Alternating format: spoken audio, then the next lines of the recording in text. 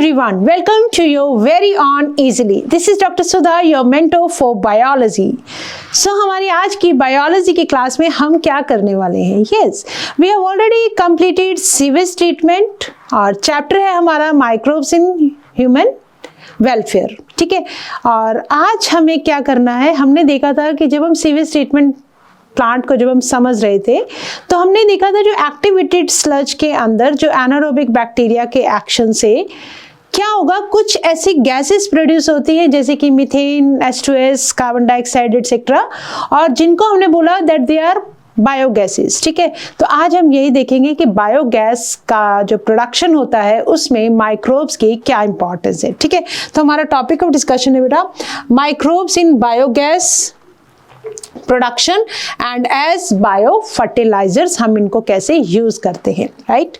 Okay, देखो तो इन और लेक्चर और लाइव क्लासेस के लिए कंप्लीट 12th क्लास का syllabus as well as for NEET के सिलेबस के लिए आपको कहाँ जाना पड़ेगा? साइंस इजली चैनल को आपको करना पड़ेगा सब्सक्राइब. ठीक है, और अगर किसी भी कारणवश आपकी किसी भी टॉपिक की जो वीडियो है वो रह गई है या कोई भी टॉपिक आपको समझ में नहीं आया और आप दोबारा से देखना चाहते हैं तो आप हमारी साइंस इजली चैनल पर ही अवेलेबल प्ले लिस्ट को देख सकते हैं और वहाँ से कोई भी टॉपिक आप समझ सकते हैं, राइट?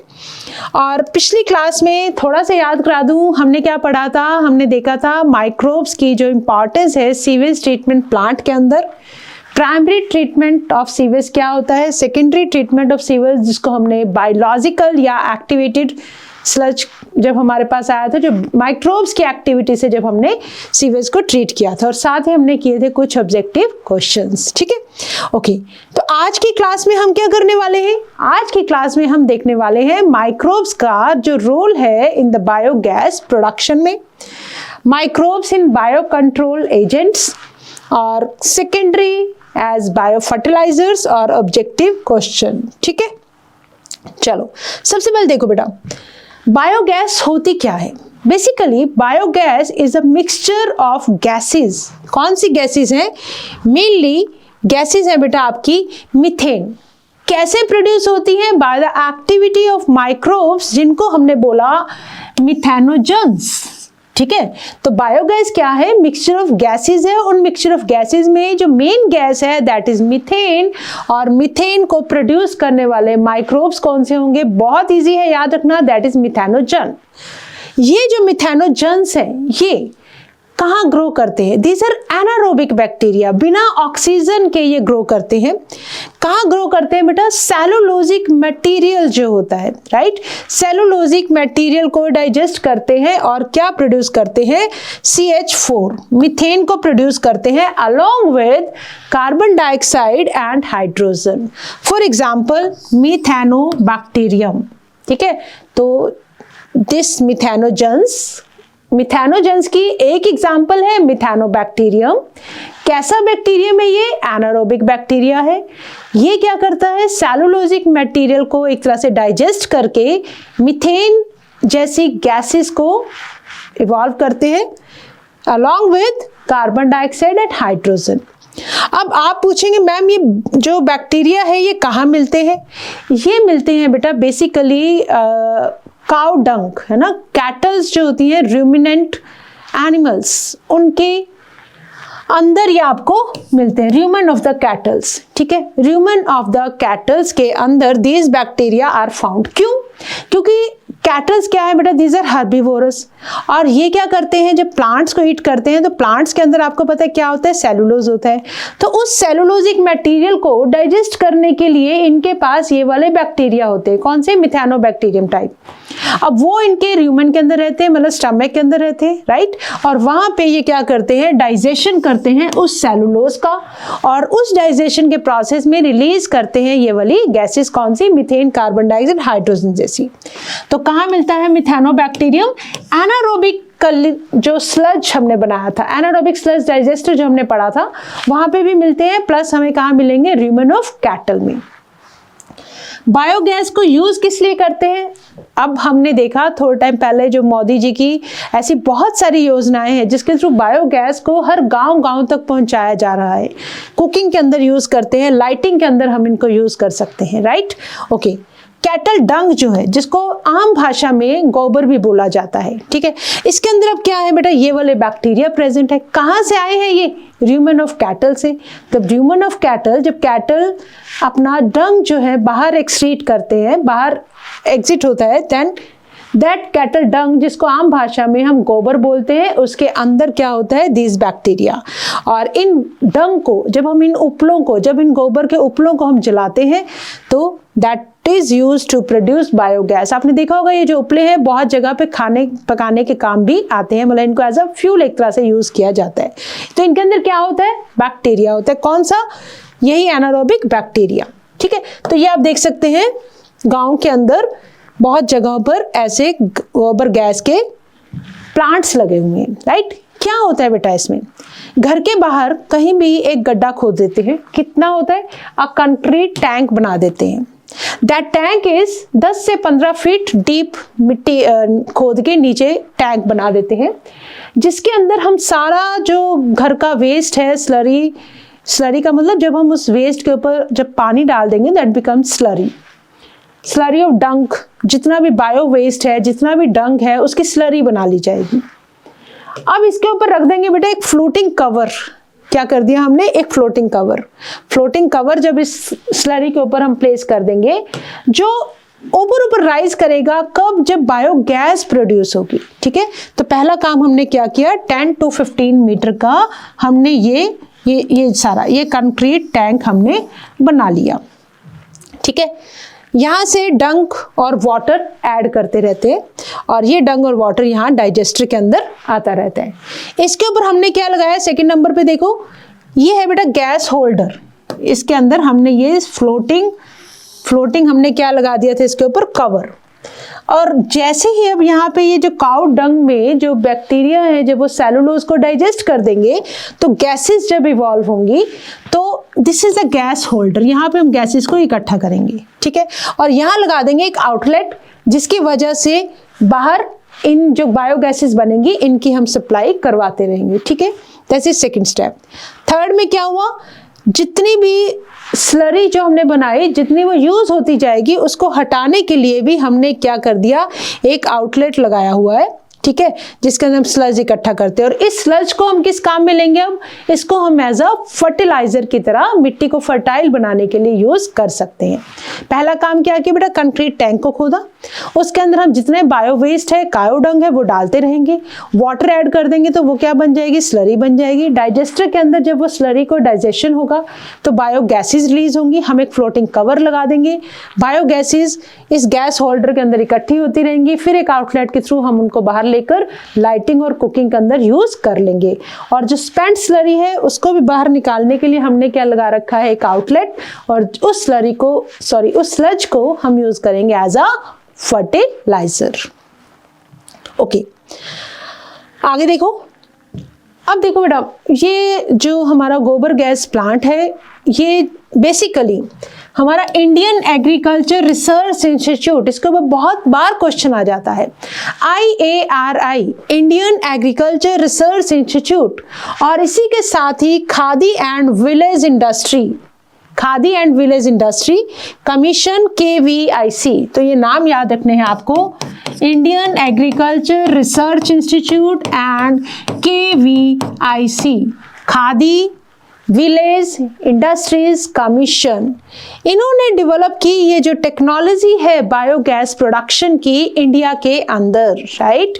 तो बायोगैस का प्रोडक्शन का जो क्रेडिट है वो किसको जाता है, हमारी IARI को और KVIC को।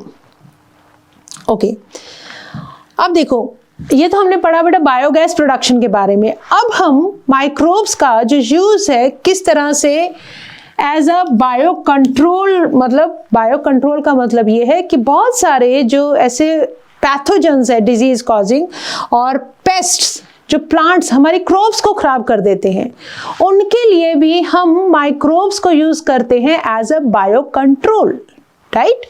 तो बायो कंट्रोल है क्या, हमें biological methods, bio means life, मतलब कुछ भी हमें केमिकल्स यूज नहीं करने हैं, हमें क्या यूज करना है, biological methods for controlling plant diseases and paste को कंट्रोल करने के लिए, ठीक है। अब देखो, जैसे एक लेडी बर्ड है, लेडी बर्ड बीटल्स, वो क्या कंट्रोल करती है? एफिड्स को, ठीक है। एफिड्स, ड्रैगन फ्लाई कंट्रोल करती है मॉस्किटो को। मतलब अगर आपको मॉस्किटोज नहीं चाहते हैं आप, तो ड्रैगन फ्लाइज को छोड़ दो, वो मॉस्किटोज को किल कर देंगी। लेडी बर्ड एफिड्स को किल कर देंगी। तो मतलब हम कोई केमिकल्स यूज नहीं कर रहे हैं इनको किल करने के लिए, we are just using another living organism to kill those pest और डिजीज कॉजिंग ऑर्गेनिज्म। जितने भी केमिकल पेस्टिसाइड्स और इंसेक्टिसाइड्स हैं, अब इनका हार्म क्या होता था बेटा? अब इन केमिकल्स को या जो आपके इंसेक्टिसाइड्स हैं, ये तो अब सब तरह के ऑर्गेनिज्म पे काम करेंगे, चाहे वो अच्छे हैं चाहे वो बुरे हैं, ठीक है। तो यूजफुल और हार्मफुल ऑर्गेनिज्म को भी किल कर देते थे, और साथ ही साथ ये जो केमिकल और इंसेक्टिसाइड्स, ये पॉल्यूशन का भी बहुत बड़ा कारण थे। तो अब इस चीज का इफेक्ट खत्म करने के लिए कि हमारे अच्छे वाले बैक्टीरिया ना किल हो, हार्मफुल वाले बैक्टीरिया ही किल हो, तो हमने पॉल्यूशन भी ना हो, तो इसके लिए हमने क्या किया? बायो कंट्रोल मेथड्स यूज किए, जिसके अंदर हम क्या कर रहे हैं? माइक्रोब्स को यूज कर रहे हैं, ठीक है। और बायो कंट्रोल मेथड्स के साथ ऐसी कोई भी प्रॉब्लम नहीं होगी। जिसको आप खत्म करना चाहते हैं वही खत्म होगा। जैसे कि बटरफ्लाई कैटरपिलर जो हमारी पूरी लीव्स को खत्म कर देता है, आप देख सकते हैं यहाँ से। Scientists have introduced Bacillus thuringiensis toxin gene into the plant, that is BT cotton, ठीक है। BT cotton हमने बायोटेक्नोलॉजी वाले चैप्टर में भी कवर किया था। Bacillus thuringiensis के अंदर एक ऐसी जीन है, क्राइजीन, जिसकी वजह से एक ऐसी प्रोटीन बनती है, क्रिस्टलाइन प्रोटीन। वो प्रोटीन जब इंसेक्ट की मिड गट के अंदर जाती है, तो अल्कलाइन पीएच मिलते ही वो जीन एक्टिवेट हो जाती है, और वो प्रोटीन जो है मिड गट के अंदर होल्स कर देती हैं, और इंसेक्ट वहीं पे किल हो जाता है, ठीक है। अब हमने यही इसका ही फायदा उठाया, उस बैक्टीरियम के अंदर से वो जीन निकाली, क्राइजीन को प्लांट्स के अंदर हमने कर दिया इंट्रोड्यूस। अब जैसे ही कोई इंसेक्ट आएगा, अब वो जीन ने जो प्रोटीन बनाई है प्लांट के अंदर, तो वो इंसेक्ट जब उस प्रोटीन उसके पेट में जाएगी, तो वो इंसेक्ट उस प्लांट को खाकर ही किल हो जाएगा। मतलब हमने बिना किसी हथियारों के पूरी जंग जीत ली। मतलब हमने किसी भी केमिकल का, किसी भी इंसेक्टिसाइड का यूज नहीं किया, सिर्फ हमने क्या किया? एक जीन का ट्रांसफर किया, किसके अंदर? प्लांट के अंदर, कॉटन ब्रिंजल जैसे प्लांट के अंदर, और उनके अंदर उस जीन का एक्सप्रेशन करवाया। जीन से हमने प्रोटीन बनवाई, और जैसे ही प्रोटीन बनी, हमें अब इनसे खतरा नहीं रहा, और हमने हमारी क्रॉप्स को सेव कर लिया, ठीक है। ये हुए बेटा बायो कंट्रोल। तो बैसिलस thuringiensis के कैसे यूज करते हैं? हम क्या करते हैं बेटा? ड्राइड स्पोर लेते हैं, किसके?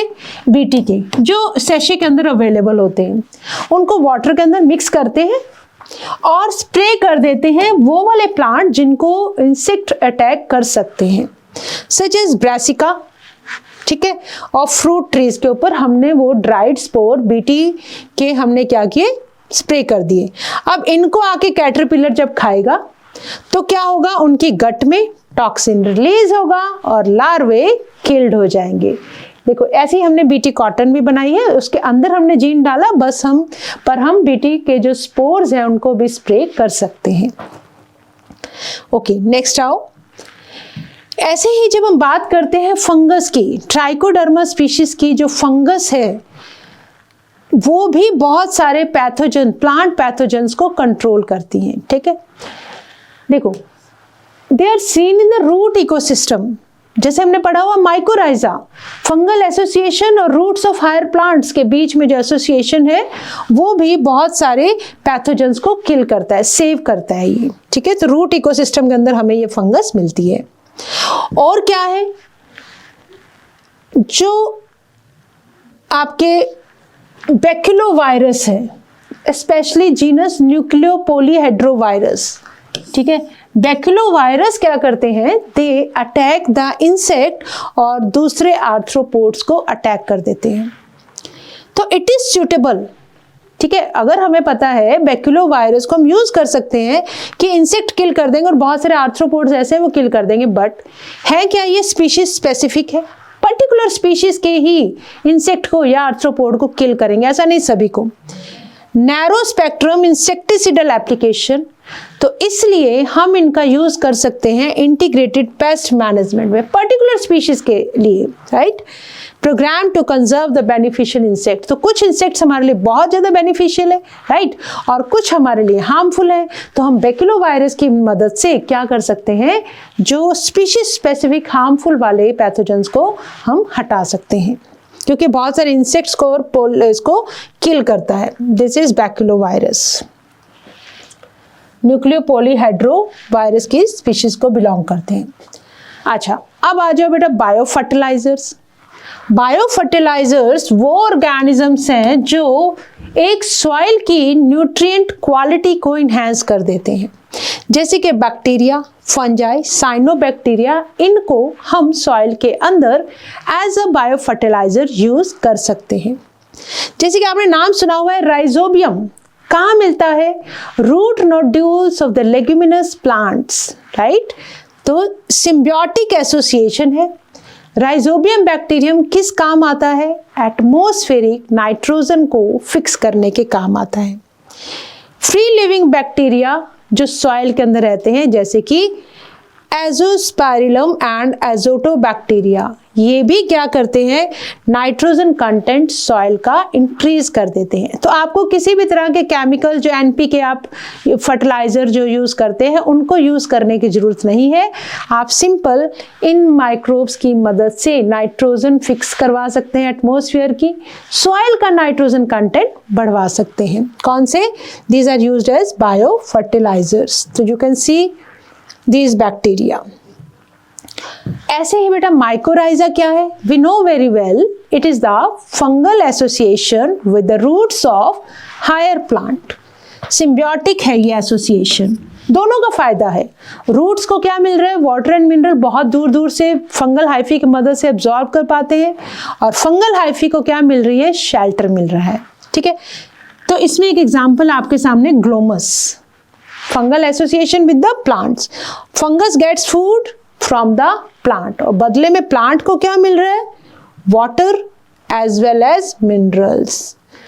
तो क्या क्या फंक्शन हो गए, फंगल हाइफी फॉस्फोरस एब्जॉर्ब करते हैं सॉइल से, और इसको कहाँ पास कर देते हैं, प्लांट को, रूट्स के थ्रू फिर वो एब्जॉर्प्शन हो जाता है। रेजिस्टेंस देते हैं वो पैथोजेंस जो रूट के अंदर प्रेजेंट होते हैं, root borne pathogens. And tolerance to salinity, वो जगह जहाँ पे नमक का कंसंट्रेशन बहुत ज़्यादा है, वहाँ पे ये जो माइकोराइजा जो फंगल एसोसिएशन है वो रेजिस्टेंट प्रोवाइड करता है प्लांट को। एंड ड्रॉट, सूखे के लिए, और ओवरऑल प्लांट की increase in growth and development में हेल्प करता है, ठीक है। तो ये हुआ फंगल पार्ट का रोल इन माइकोराइजे। इसी तरह से बेटा जो साइनोबैक्टीरिया है, हमें पता है कि पहली बार अर्थ पर आने वाले ऑक्सीजन रिलीज करने वाले blue green algae, that is cyanobacteria. These are autotrophic, मतलब अपना खाना खुद बनाते हैं, फोटोसिंथेटिक माइक्रोब्स हैं ये, राइट। और क्या करते हैं, नाइट्रोजन एटमॉस्फेयर की फिक्स करते हैं, जैसे कि anabaena, nostoc, oscillatoria, anabaena, nostoc, oscillatoria. Paddy fields के अंदर, चावल के जो फील्ड्स होते हैं, cyanobacteria they serve as bio fertilisers, right. और साथ ही साथ ऐड करते हैं organic matter into the soil और इंक्रीज कर देते हैं सॉइल की फर्टिलिटी को। और क्या होगा, तो इसी के साथ ही हम कर चुके हैं बायोगैस हमने डिस्कस किया, हमने बायो फर्टिलाइजर्स डिस्कस किए, हमने बायो कंट्रोल एजेंट्स जो होते हैं माइक्रोब्स कैसे बायो कंट्रोल में काम आ सकते हैं वो हमने डिस्कस किया। And now it's the time to answer some questions. Methanogen produces certain gases by growing on cellulosic material. What kind of organisms are they? Methanogens हैं क्या, बेसिकली आपको ये बताना है। क्या ये फंजाई है, एल्गी है, बैक्टीरिया है, ये लाइकन है? We know very well Methanogens are bacteria, ठीक है। मिथेनोजेंस क्या है, बैक्टीरिया है, ओके। मिथेनोजेंस कौन सी गैसेस प्रोड्यूस करते हैं among the following list? Methane produce करते हैं, यस। ऑक्सीजन तो नहीं करते क्योंकि एनारोबिक होते हैं ये। कार्बन डाइऑक्साइड करते हैं, H2S करते हैं, हाइड्रोजन करते हैं। तो यहाँ से हमारा क्वेश्चन आ जाएगा, मीथेन है, CO2 H2, ठीक है। हाँ, H2S का हमारे इसमें रोल नहीं दे रखा अभी। तो carbon dioxide and hydrogen we have studied, right? Okay. The most commonly found methanogen in anaerobic sludge. Anaerobic sludge में कौन सा मिथेनोजन ऐसा है जो most commonly मिलता है? That is कौन सा होगा? मिथेनोबैक्टीरियम। एनारोबिक स्लज के अंदर साइनोबैक्टीरिया तो हमें पता है कि फोटोसिंथेटिक है, राइट? तो यहाँ पे आंसर होगा मिथेनोजन। ओके, देन आ जाओ, कौन से इंस्टीट्यूट ने एक्टिवली पार्टिसिपेट किया in the development of technology for biogas production? That is IARI और KVIC। ये दो हमने अभी अभी डिस्कस किए जी, यस। तो आंसर यहाँ हो जाएगा C, KVIC and IARI। Next आ जाओ, the gas production produced as an end product during growth and metabolism of microbes. जो एंड प्रोडक्ट है, कौन सी गैस प्रोड्यूस होगी as end product growth of और मेटाबॉलिज्म के टाइम पर माइक्रोब की? ये किस बात पे डिपेंड करेगा? ये डिपेंड करेगा बेटा nature of, yes, nature of microbe कौन सा है और सबस्ट्रेट किसके ऊपर काम कर रहा है। मेटाबॉलिज्म कौन से सबस्ट्रेट का हो रहा है, ये डिपेंड नहीं करेगा nature of microbes only, no. तो इसका आंसर हो जाएगा बेटा हमारा ए, राइट? तो विद दिस हमने क्वेश्चंस भी कर लिए।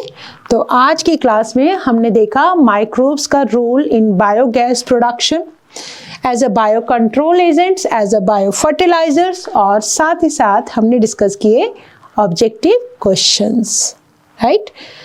And in our next class we will start with new chapter as we have finished this chapter microbes in human welfare.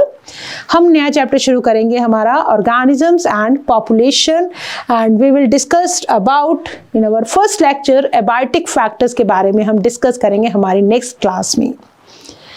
And today we have finished with this microorganisms chapter। कौन सा था हमारा? Human health and no, it was microbes in human welfare. So it's a time to say thank you, but always remember that you have to learn with a smile, and don't forget to subscribe to our Science Easily channel for all the complete syllabus of 11th, 12th as well as for NEET. With this, thank you.